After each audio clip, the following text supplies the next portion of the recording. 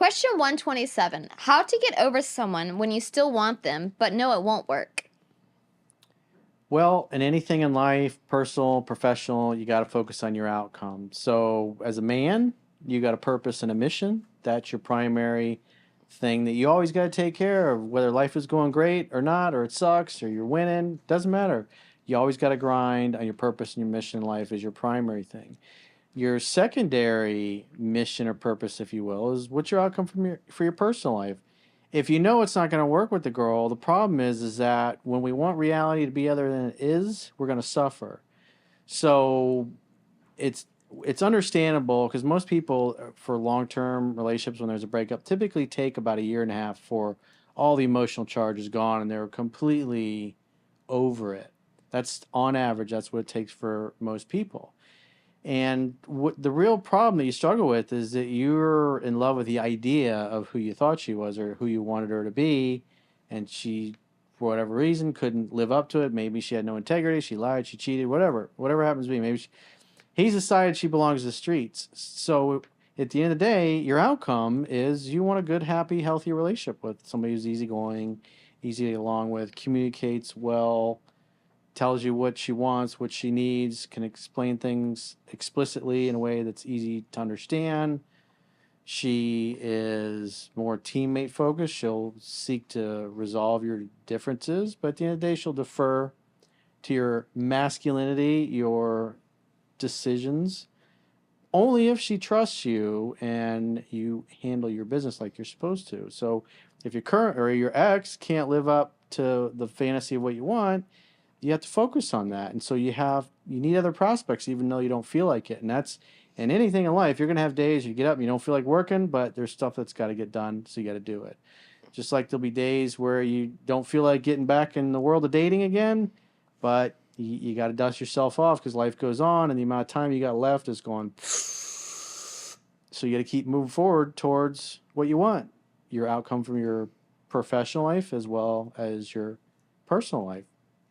Seek to get better because as you get better as a man, as you become more confident, you grow your reserve of knowledge, you develop your gifts, your skills, your talents, you become more confident, you have more swagger, you make more money, money gives you choices and options. You're going to feel happier because happiness is really making progress and feeling like you're successful. And making progress is seeing the things that you're trying to create for your life slowly over the years and decades are slowly coming into focus and taking shape in your life. That makes you happy. When you're happy and you're relaxed and you're chilled, girls notice that, they can feel that, they feel safe around you automatically, and you just happen to enjoying your life. You'll encounter the next great love.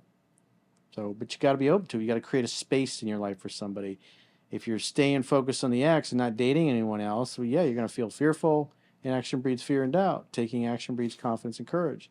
And nothing will change your attitude about an ex better than a woman who's nicer and who's hotter and you just met and she seems to like you. That just, whatever you were suffering with that day, a new girl, pretty girl that's giving you fuck me eyes is like, makes you forget. You could be having a bad day and just a pretty girl walking by and talking to you, and it brightens your day. Feminine energy brightens your day. So you got to be open to it. So you got to create a space for it, and eventually somebody will come in, fill it, and you'll fill up hers.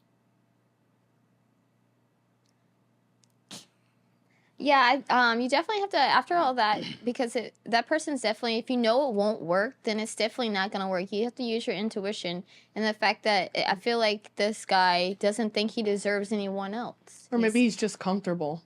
Well, yeah, that too, and his confidence is low. So, yeah, Corey's right. You have to go get out there, work on yourself, build up, work, and try to keep your mind off that while finding someone else to keep your mind occupied.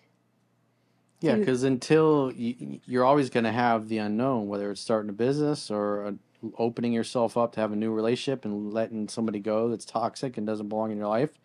It's hard. But at the end of the day, what happens a lot of times is guys, after like 90 days, they don't find anybody that they really like, and then they start missing the ex.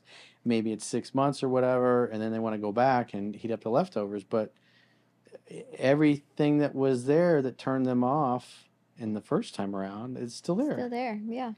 So typically you get turned off. So it's hard to do that. But you feel, well, what's the next girl's not as good? What if I'll never meet anybody who likes me as much as that one again? And fear has robbed more people of their dreams than any single emotion. Yep.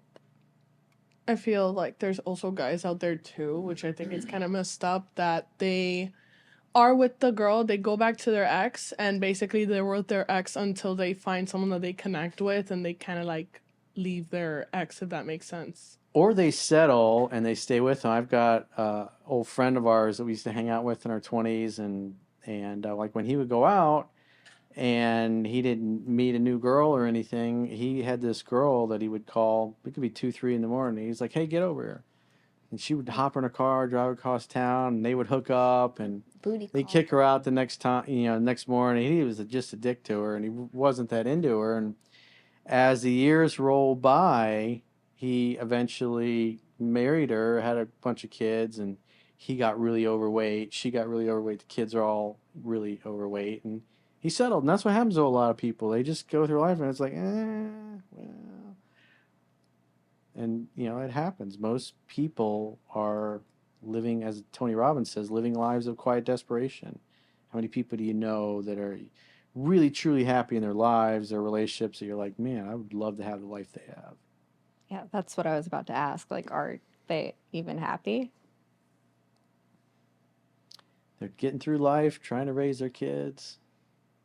A lot of people do it.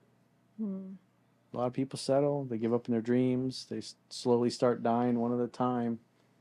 Most people, their dreams are dead by the time they're 27, 28. And they've given up on most of the things they wanted when they were young and they had those ideals and dreams and goals. Life's beat them down, plus the school system, society.